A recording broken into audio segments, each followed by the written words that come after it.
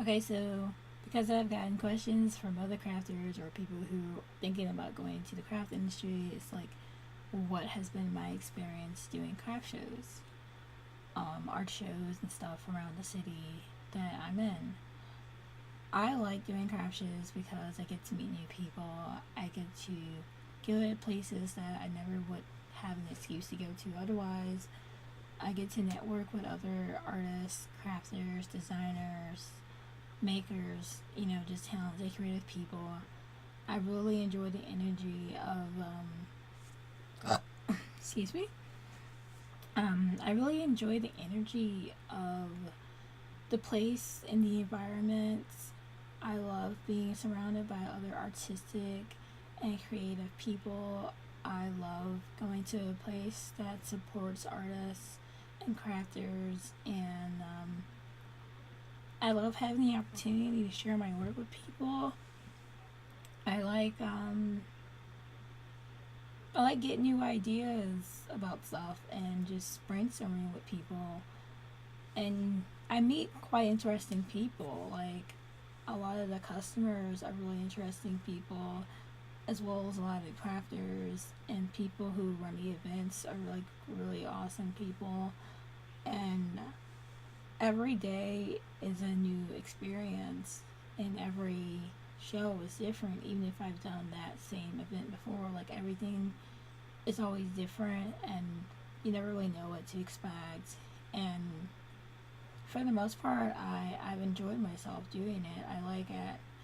Um, it's allowed me to expand my business and make more money from in-person sales than I do with online sales, and that keeps me going. That lets me know that people enjoy the work that I do, that people appreciate the work I do, and people are willing to support me in my craft.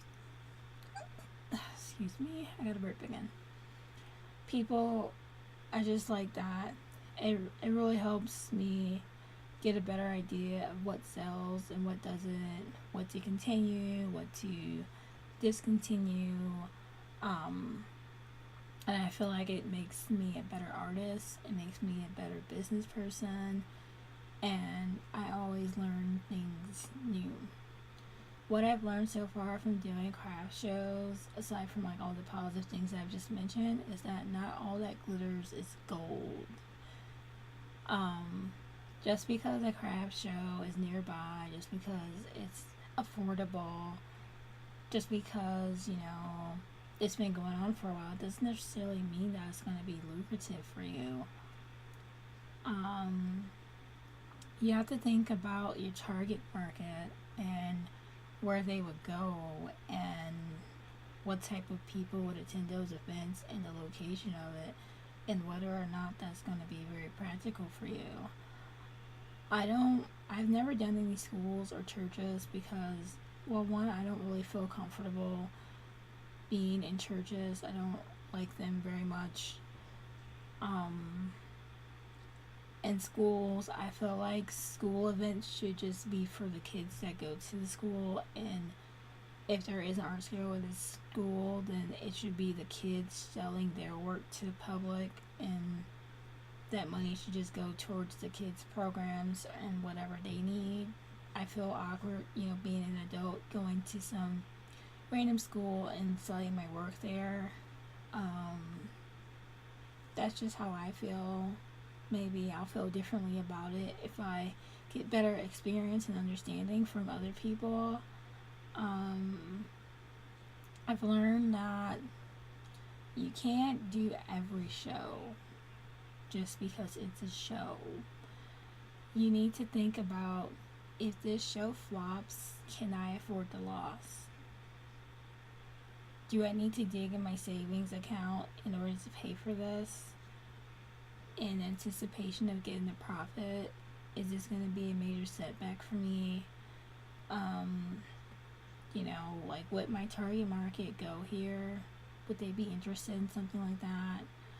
I tend not to do craft shows if they don't have any social media presence, because I can look at Facebook events and get a good idea of how many people are going to go.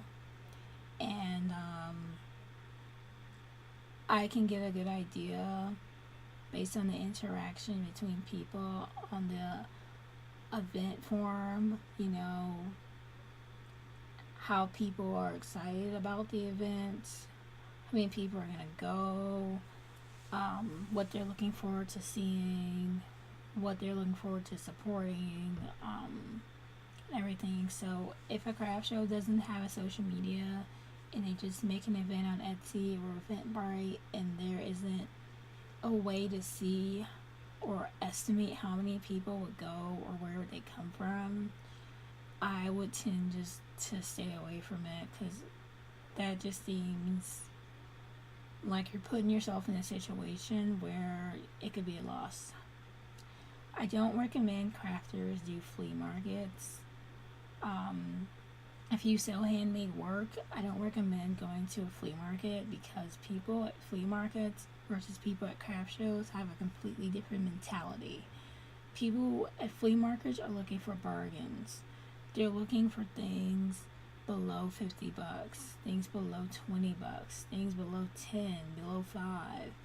They're gonna want to bargain with you a little bit more than the handmade crowd. And they're gonna scoff at you and be like, ew, that's $30.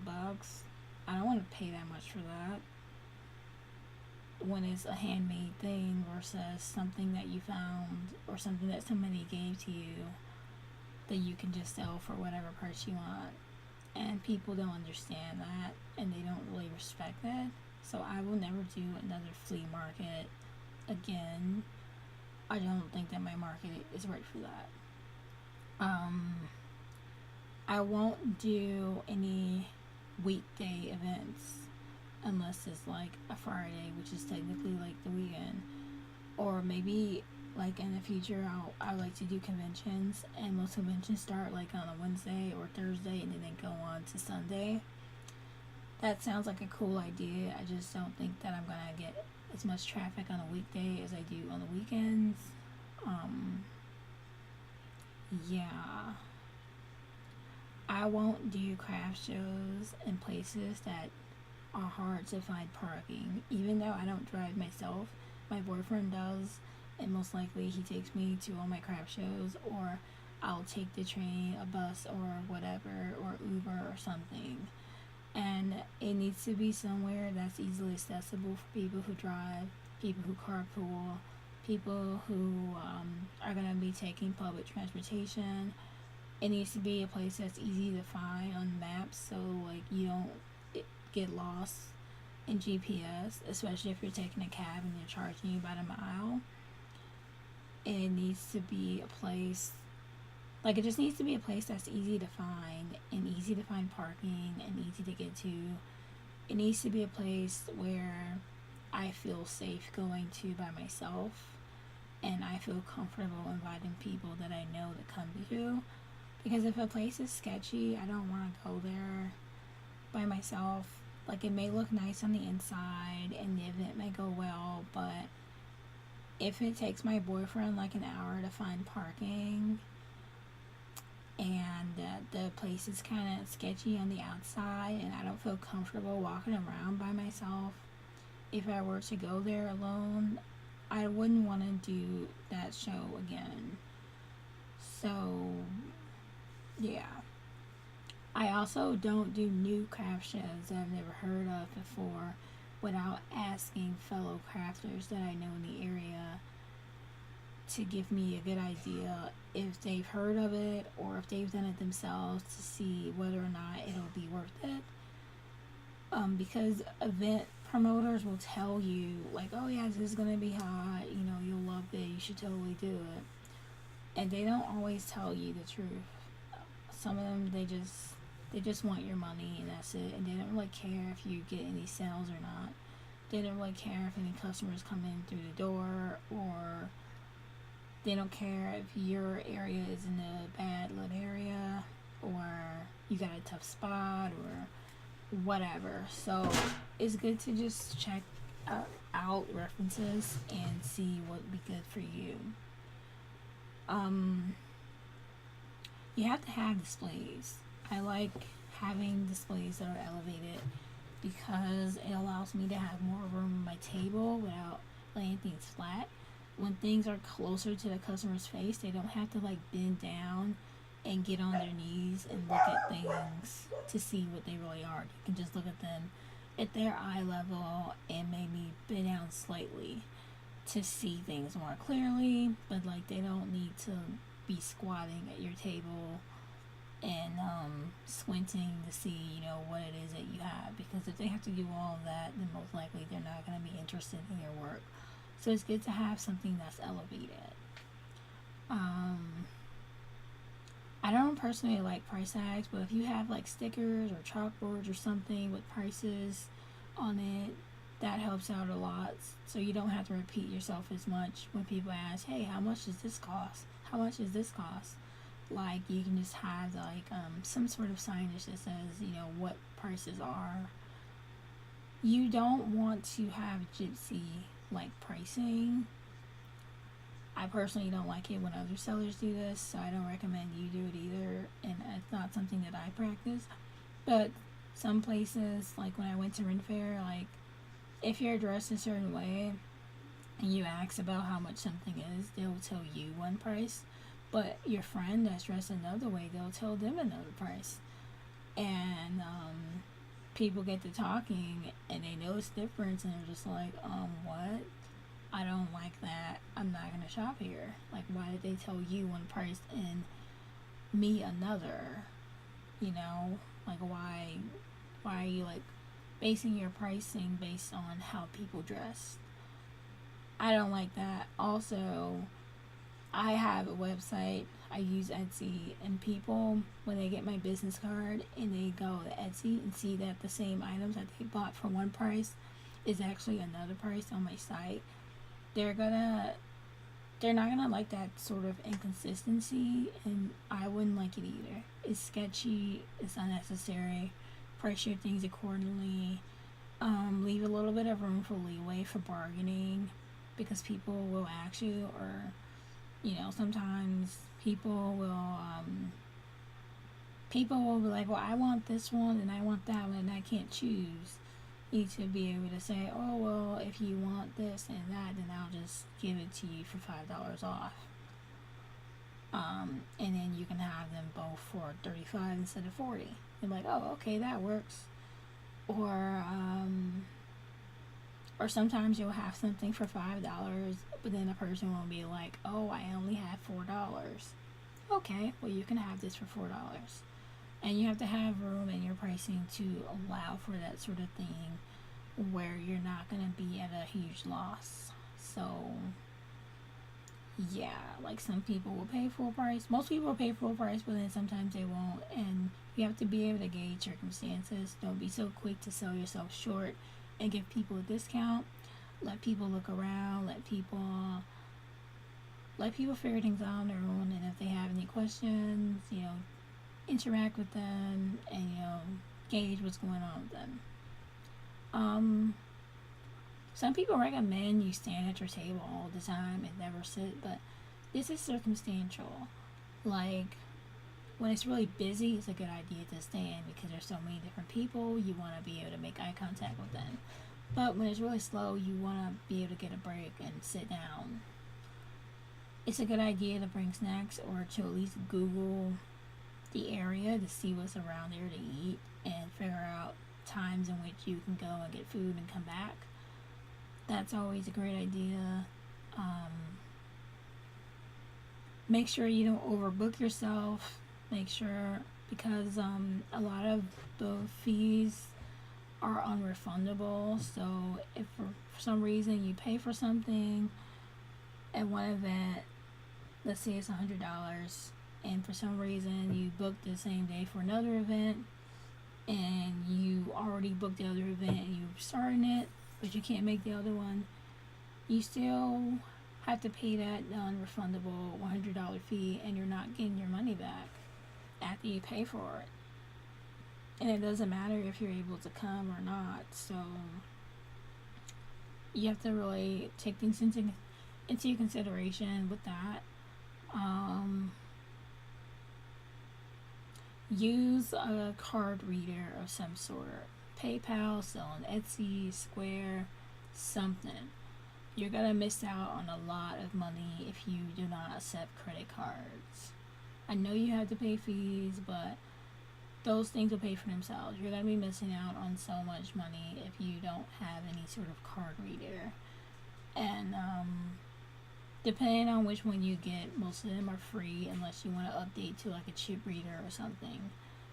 I don't know. But like you need to have some type of card reader so that you can take credit card purchases, because in this day and age not a lot of people just walk around with cash to spend on things. So it helps and it works out a lot. You need to figure out some way to get change for cash purchases, like have singles to give to people for change, so that you know you're able to get them sorted as quickly as possible. Have some sort of bags to put things in. Don't just hand things to people unless they choose to wear it on your way out. Always ask them, hey, would you like a bag? And put your business cards in those bags and say, hey, check me out on Etsy or whatever website you have. Or I always post things on Instagram, pretty active on there most. So if you want to see more of my work, I recommend you follow me there or something. Try and start conversations with your customers. Don't just stare at them. Don't just sit there and read a book or be on the phone or whatever. Be interested in people around you and they'll be interested in you. But if you are at a craft show and you sit there and you're reading or you're on your phone or you just look bored, like you don't really want to be there, it doesn't look appealing, you don't look very approachable, and people don't really want to come up to you. So you may not really get a whole lot of sales if that's the type of attitude you have, I guess. What else did I learn from craft shows?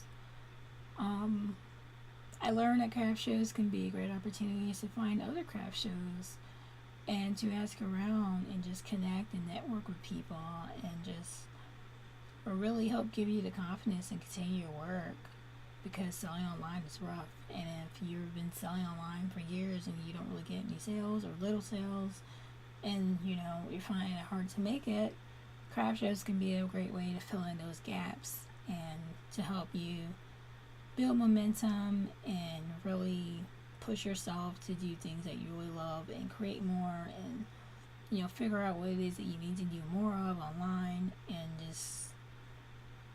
just be active and find out about other opportunities and learn about different business strategies, techniques, different crafts or different websites or communities or whatever that you can join. It's always a new experience, and you never know where your next opportunity will come from. So I recommend them if you sell anything handmade or if you sell vintage. Craft shows are great.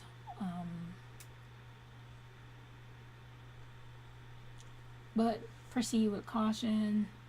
Try and be prepared as much as possible.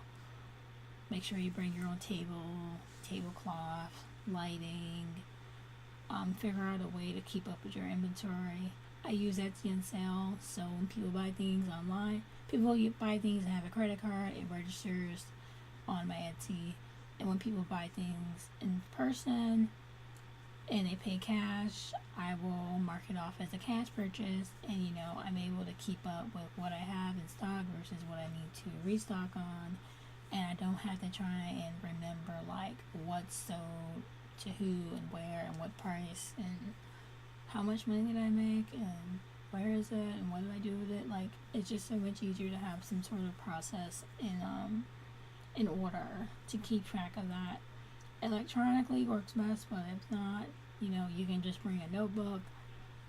Make sure that if you have some sort of tablet and you're taking cards, that you have some sort of internet modem, because the places that you go will not always have Wi-Fi. So I just use my phone because my phone has internet whether I have Wi-Fi or not. Wi-Fi is just more convenient because it goes through a lot less data, but it's not essential to me needing to use my card reader. So, yeah. And even if a place does have Wi-Fi, think about how many people are going to be using that Wi-Fi and how slow it's going to be. Is that really going to work out for you? Take pictures of your display. You could take pictures with your customers wearing your work, or just take pictures with your customers in general and ask them if you have permission to share it online.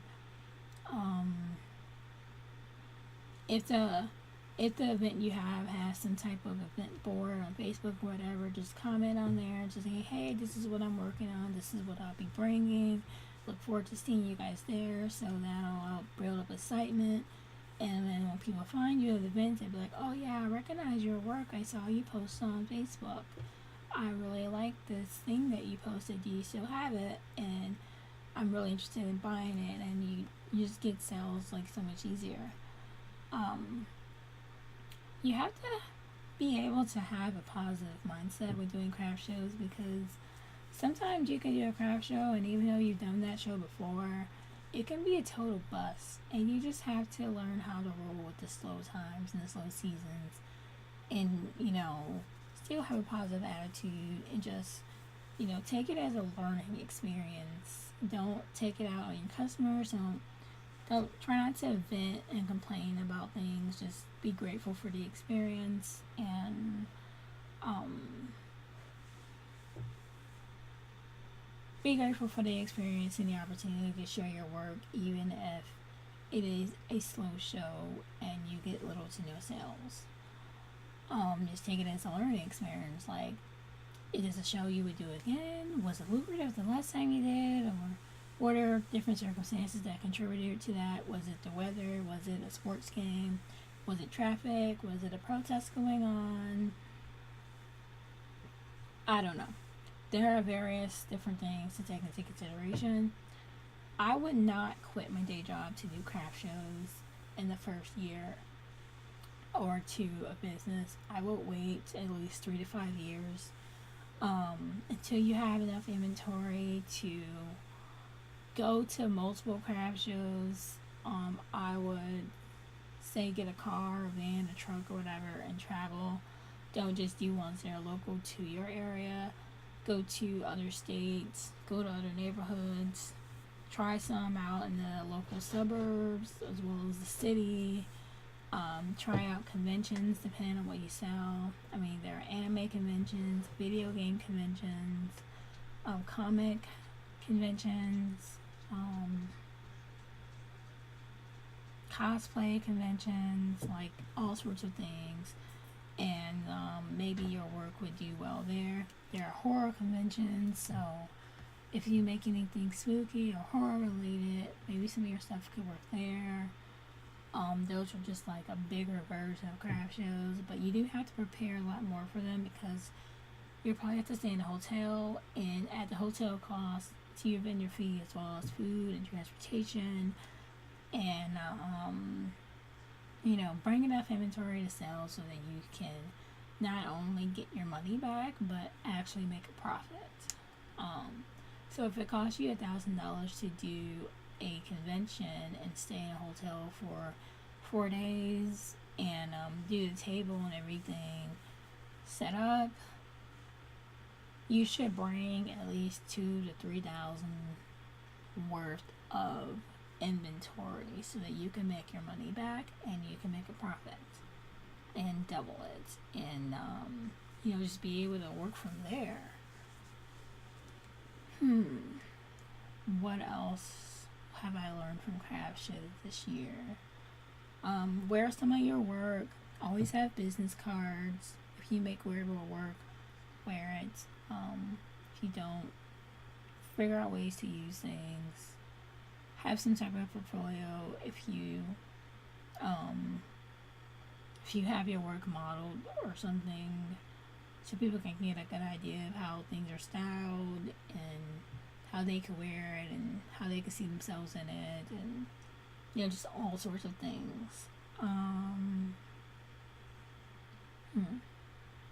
Take note of what works and what doesn't work, and everything like that. I don't know, like if you have done any craft shows and you want to add anything to this, feel free to comment below. If you are new to my channel, please like, please subscribe, comment. Feel free to share if this helps you in any way or anything like that. Let me know if you have any questions or anything else that you guys wanted me to do a video about or answer in a form of vlog or anything. Let me know. Thank you guys for watching. This video is about 25 minutes long, so you do need quite the attention span. Yeah. Bye bye. I'm leaving now. I had to make sure my hand was in the camera, otherwise I just feel weird.